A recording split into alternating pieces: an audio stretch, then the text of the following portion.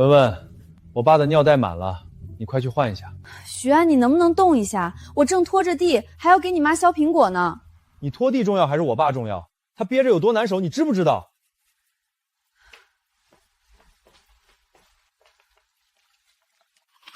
我妈降压药呢，今天吃了吗？吃了。我爸的褥疮药膏呢，涂了吗？涂了。家里的菜是不是快没了？明天记得去超市买。徐安，我们谈谈吧。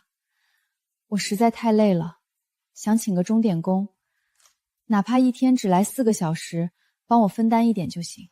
请钟点工？你知道现在钟点工有多贵吗？1小时50块，一天4个小时就是200，一个月下来就要6000。我一个月工资才多少？你张嘴就要花6000块。这笔钱我来出，我自己还有点积蓄。你的积蓄？那不是留着我们以后结婚买房的钱吗？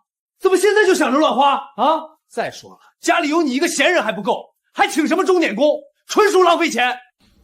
徐安，我也是人，我不是干活的机器，我真的快撑不下去了。别人家的媳妇儿都这么能干，怎么就你这么吃不了苦？我妈以前不也这么悉心照顾我奶奶的吗？啊，也没见她天天喊累，你就是太矫情。我不是你媳妇儿，我们还没领证。说得好，没领证咱们就不算两口子，你少在我家管这些闲事儿。你要是觉得累觉得委屈，那就走啊。好。你还敢顶嘴了？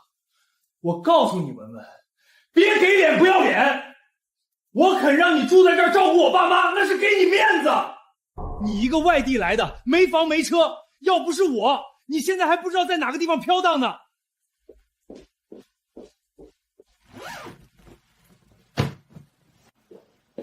你这是干什么？你不是让我走吗？我现在就走。我那说的不是气话吗？你怎么还当真了？夫妻之间吵个架，说2句重话不是很正常的事儿吗？可我们不是夫妻，是你亲口说的。我只是一个在你家管闲事的外人。文文，你别闹了行不行？你要是走了，我爸妈谁来照顾？那是你爸妈，是你家的事儿，跟我这个外人没有任何关系。你不能走！文文，你把话说清楚，这是什么意思？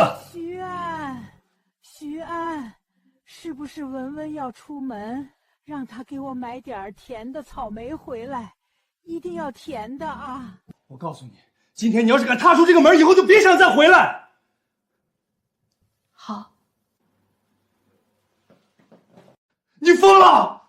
我爸妈怎么办？我一个人根本照顾不过来。你现在走，你就是忘恩负义。忘恩负义。徐安，你摸着良心问问你自己，这1年来，你爸妈的医药费、住院费，是不是大部分都是我出的？你那点工资，除了给自己买烟买酒，还能剩下多少？你爸的轮椅，你妈的护理床，哪一样不是我掏钱买的？我用自己的积蓄，尽心尽力照顾你的父母，到头来在你嘴里，就成是一个管闲事的闲人。我告诉你，我不是在闹，我是真的要走。这个免费保姆我不当了。文文，你给我回来！你回来！师傅，去机场。姑娘，赶飞机啊？是啊。你回来，我错了，不应该那样说你。这个家没你不行。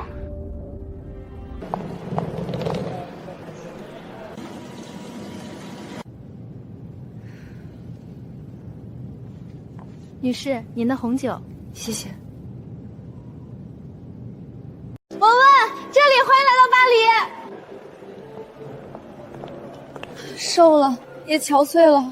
没事儿，以后就好了。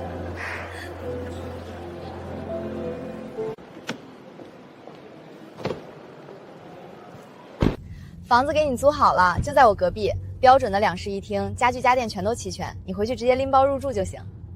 工作的事儿你也别着急，我已经帮你联系了几家口碑不错的设计公司，你可以先看看，慢慢投简历。或者你想先休息调整一段时间也可以。谢谢你，周晴。要不是你，我可能根本没勇气走出那一步。傻瓜，我们是最好的姐妹，能拉你走出那段糟糕的日子，救你出火海，是我的荣幸。我缓缓走进屋内，目光扫过房间每一个角落，心里满是暖意。我径直走到窗边，伸手推开窗户，微凉的风扑面而来，楼下车水马龙，阳光洒在我身上。我躺在床上，沉沉地睡去，度过了一个久违的安稳又不被任何人打扰的好觉。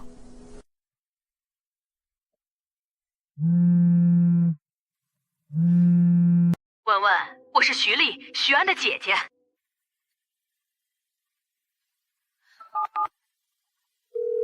姐，我跟徐安已经彻底结束了，你说的这些事都跟我没有任何关系了。文文，我知道你之前受了天大的委屈，徐安他就是个混蛋，可我爸妈是无辜的啊，他们现在身体不好，情绪也很差，身边时时刻刻都离不开人照顾，你就当可怜可怜他们，回来好不好？等我从外地回去，有什么事我们一家人坐下来好好商量，好好解决，就当可怜可怜我们始终是一家人啊。姐，你觉得我们还算一家人吗？当初徐安亲口跟我说，我和他没领证，根本不算两口子，还让我少管他们徐家的闲事，所以徐家的任何事我都不会再管。至于你的爸妈，他们是你们徐家儿女的责任，从来都不是我的，你们作为子女应该自己想办法承担。白天，周晴陪着我漫步在异国街道上，两人说说笑笑。我们一同走进卢浮宫，站在蒙娜丽莎画作前静静欣赏，又携手来到埃菲尔铁塔下，吹着晚风，感受巴黎的浪漫与美好。我坐在书桌前，认真整理设计作品集，精心修改简历，随后郑重地给心仪的设计公司投递了简历。没过多久，电脑弹出用通知书邮件，我脸上绽放出灿烂的笑容。来，为我们的新锐设计师干杯，也为告别垃圾，重获新生干杯！干杯！我刚收拾完屋子，坐在沙发上放松，手机突然亮起，收到一条陌生号码发来的短信，发件人是徐安。你欠我们家的，我一辈子都不会忘。我起身走到电脑桌前，打开电脑，我面无表情，把表格和凭证打包发给徐安新号码，附上短信：10年青春，我们两清了。发送后，我靠在椅上闭目长舒，彻底放下心事。数周后，我在办公桌前专注工作，修改设计稿，对接项目，状态从容专业。上司拍着我的肩膀点头赞许，同事们也纷纷投来认可的目光。我负责的首个设计项目圆满成功，我花钱买下一栋带花园的独栋小别墅。我拿着钥匙打开房门，院子里种满了盛放的玫瑰与薰衣草，花香四溢。周末和朋友来家里小聚，花园里摆满了甜品与酒水，周晴和公司同事齐聚于此，大家围坐在一起喝酒聊天，唱歌跳舞，欢声笑语不断。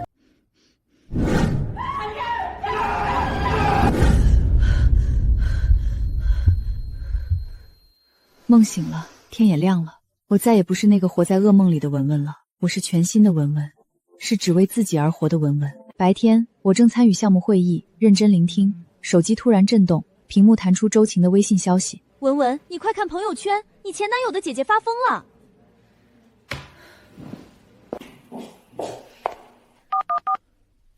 喂，徐丽，你朋友圈发的是什么意思？哟，终于肯给我打电话了，怎么着，在国外待不下去了？我说的有什么不对吗？文文，你敢做还怕别人说？你凭什么这么污蔑我？说我卷走你们家所有钱，跟着老男人跑了？你说话要讲证据。我不需要什么证据，我只要让所有人都知道你是个什么样的女人就行了。文文，你别得意，你让我们家不好过，我也绝对不会让你好过。我要让你在国外身败名裂，一辈子都抬不起头。我说到做到。徐丽，我给你1小时时间，马上把你朋友圈那条不实内容删掉，公开朋友圈向我道歉，否则我会立刻告你诽谤。你拿什么告我？你有钱请律师吗？文文，别在这虚张声势了，你现在就是个丧家之犬，你斗不过我的。生气解决不了任何问题，我必须冷静下来，彻底解决这件事。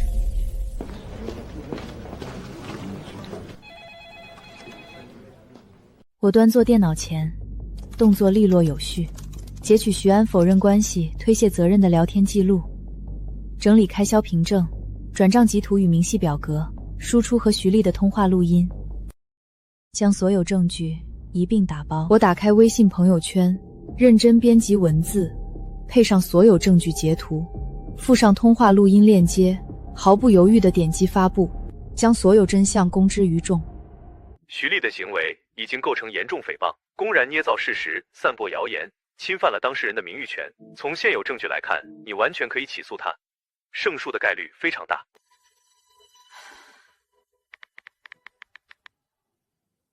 我不仅要他删帖道歉，还要让他为自己的恶意言行付出应有的法律代价。收到。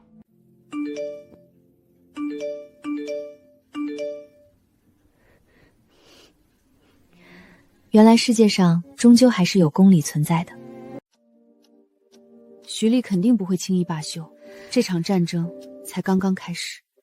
不过我早就不是那个任人拿捏的软柿子了，从今往后，谁敢再来招惹我，我一定会让他付出惨痛的代价。文文，律师函已经寄到徐丽单位了，我托国内朋友打听了，那封盖着律师事务所公章的正式文件已经送到给他了，他看到脸都吓白了。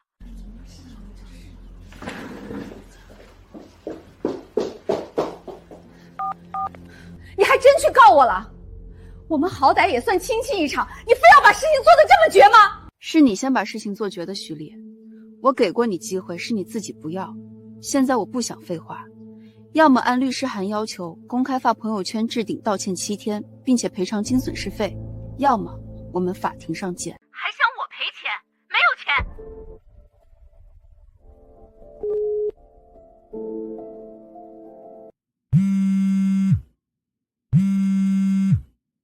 文女士，徐丽那边终于有回应了，她同意公开道歉，但拒绝赔偿精神损失。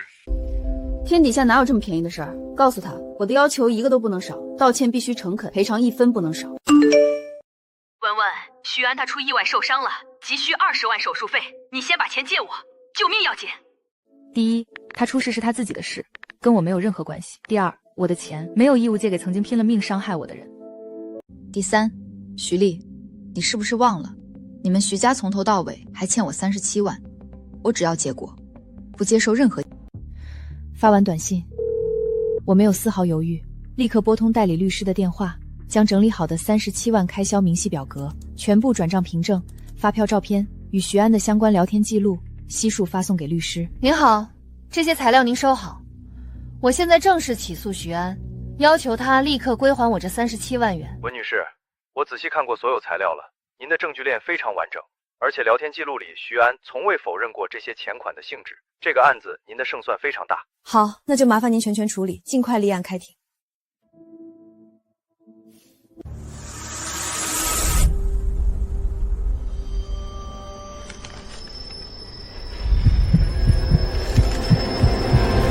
那是他自愿赠与给我的，不是欠款。就算是这样，我们也是10年的事实婚姻，这是共同开销，凭什么让我还？法官阁下，事实婚姻在现行法律中不予承认，两人未登记结婚，仅为同居关系。文文的个人财产，徐安无权占有，更无权以共同支出为由拒绝返还。本院宣判，被告徐安于判决生效后3个月内偿还原告文文欠款37万元整，并支付相应利息，逾期不履行，依法强制执行。终于，迟来的正义还是到了。这37万不只是钱，是我10年付出的交代，是我被辜负的青春，迟到的补偿。晴晴，判决下来了，我赢了，徐安要还我37万，还有利息，不还会被强制执行。赢了，文文，我们赢了，太解气了，就该让这种渣男付出代价。都结束了，我没有多开心，也没有报复的快感，就是终于放下了。以后徐安是徐安，我是我，彻底两清。文小姐不用客气，这是我的职责。勇敢捍卫自己的权益，你是真正的新时代女性。我再也不是那个只会默默忍受一味付出的人了。我学会了反抗，学会了争取，学会用法律保护自己。那段糟糕的感情，唯一留给我的宝贵东西，就是这份成长。数月后，我在会议室中与上司、同事、中外友人一起，从容而自信。文文，你的项目非常成功，公司正式任命你为设计组组长。谢谢领导，我会继续努力。日子一天天变好，事业稳定，朋友很多，生活充实。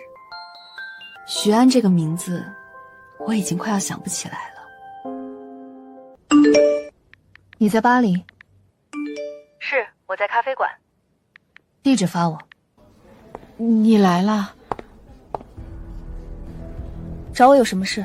我是来求你放过徐安的。我怎么不放过他？我只是拿回应得的东西，这有错吗？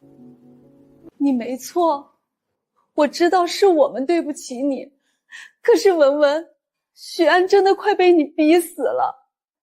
他白天应付催债的电话，晚上还要伺候他母亲吃喝拉撒，工作因为频繁请假被领导反复批评，前不久更是因为重大失误被公司直接开除。后来他在法庭上败诉，背上了37万的巨额债务，这成了压垮他的最后一根稻草。他彻底崩溃了，开始没日没夜的酗酒，喝醉了就回家打骂父母，嘴里一直喊着都是父母拖累了他，现在家里被他搞得乌烟瘴气。文文，我知道过去是我们错了，看在咱们10年的情分上，那笔钱我们慢慢还你行不行？求你别再逼他了。第一，我没有逼他，是法院和法律在做出裁决。第二，你说的这些都是你们的家事，我没兴趣听。第三，徐丽，你是不是觉得只要卖惨掉几滴眼泪我就该心软？你太不了解现在的我了。37万我1分都不会少要，如果他还不上，那就让他去坐牢。文文，你怎么变得这么狠心？我不是狠心，我只是学会了保护我自己，是你们徐家亲手教会我的。我不再看徐丽，径直起身走向前台结账。文文，你快看，网上爆出来一个视频，标题写着10年感情付诸东流，痴心男子被拜金女友逼上绝路。他这是想干什么？博取大众同情，然后用舆论绑架我？可不是嘛，这个视频现在在国内网上传得特别火，那些不明真相的网友全都在骂你，说你冷血绝情。他以为靠这种下三滥的手段就能让我妥协退让，实在是太天真了。对方行为涉嫌侵犯我的名誉权，可以起诉，建议用法庭录音反击。律师有什么好办法？律师建议放出上次法庭提交的关键录音。我同意了。咱们就不算两口子，你少在里管我家的闲事儿。你要是觉得累，觉得委屈，你走啊！我去，竟然反转了！这人怎么这样？听说了吗？徐安那37万债务3个月还款期限到了，他1分钱都没还，法院要拍卖他的房子抵债。他爸妈知道消息后，当场就气晕过去了。现在2个人都躺在医院里。徐安现在到处低头求人，就想保住那套房子。可之前围着他的人全都躲着他，没有一个人肯帮他。他是真的走投无路了。那要怎样？这一切都是他应得的报应，是他自己亲手造成。我的天，文文，你现在真的越来越有女王范儿了，杀伐果断，气场全开。是吗？那当然，换做以前的你，肯定会心软，会纠结，现在根本说不出这么清醒果断的话。以前的我或许会心软，或许会对他们抱有一丝愧疚，可经历了这么多，我再也不会了。守住自己的合法权益，不再为不值得的人消耗自己，才是对自己最好的交代。文文，徐安那房子法院已经拍卖完了，你俩这下彻底没牵连了。他爸妈瘫痪在床，亲戚全都躲着不敢沾。徐丽就说在国外工作忙，死活不回来，每个月就打那点钱，连护工工资都不够，一家子过得一团糟。个人有个人的命，都是自己选的。也算是恶有恶报了，当初他们那么对你，现在落得这个下场，也算解气。都过去了，没必要再提他们，我现在过得很好。文，国际奢侈品牌旗舰店的项目方案，我们已经初步梳理完了，就等你最终定夺。整体方向没问题，把东方极简美学和品牌轻奢感再强化一下，细节部分再打磨。这个项目我们一定要做到最好。收到，有你牵头，这个项目肯定能成。Bonjour, je suis Louis, peintre. Vous avez une très belle démarre qui s'harmonise avec l'atmosphère artistique des lieux. Merci, je suis Wen-Wen. Enchantée. 我和路易来到巴黎乡间田野，晚霞铺满田野，景色浪漫。路易支起画板，对着坐在草地上的我认真作画，笔触温柔。我靠在路易肩头，嘴角扬起幸福的笑意。今天过得开心吗？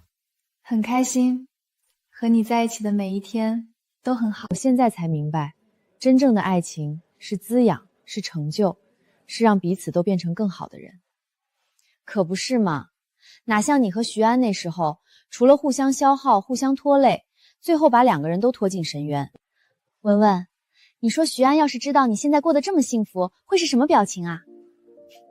我不知道，也不想知道。他的人生是地狱，我的人生是天堂。我们早就活成了两个世界的人。他的痛苦会让我更幸福，我的幸福也从来不需要建立在他的痛苦上。我不过是拿了自己应得的，过上了本该属于的生活而已。你能彻底走出来，真的太好了。温恨，这是我亲手为你设计的戒指，盛开的玫瑰就像你一样，是我生命里美最耀眼的玫瑰。你愿意嫁给我？我愿意。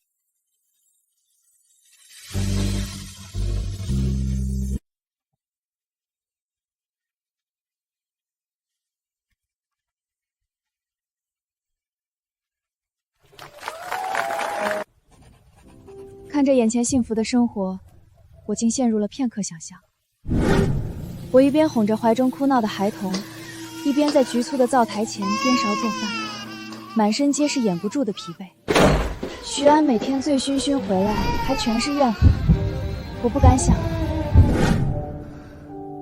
还好，我当初勇敢离开了。都过去了，现在我有他，有最好的生活。喂，文文，我前几天碰到徐安了，他现在过得特别不好，看着像老了20岁，头发白了一大半，在一家小餐馆里当服务员端盘子。我亲眼看见他被客人骂上菜慢，就低着头，一句话都不敢反驳。当初那么心高气傲的一个人，怎么会变成这样？他还问我你的近况，我没多说，就告诉他你过得很好。他听完，直接在马路边哭了，说他后悔了，是他对不起你，亲手把最好的一切都毁了。都过去了，告诉他不用后悔，也别再惦记我，我们各自过好自己的人生就好。亲爱的，你在想什么？我在想，我真幸福。国内市场前景很好，我们的设计风格很适配，上海分公司的事宜可以尽快推进。我来对接国内的合作资源，你负责团队搭建，我们分工推进。早点回来，我会想你。好，等我。一个周末午后，我坐在咖啡厅靠窗位置，看见不远处一个头发花白凌乱、貌似徐安的人。徐安似乎察觉到注视，神情狼狈不堪，几乎是落荒而逃，很快就消失在街道人海中。亲爱的，我在街头遇到了一位故人。是吗？那有没有影响你的心情？没有，我只是更加确定当初的选择正确，也更加确定现在有多爱你。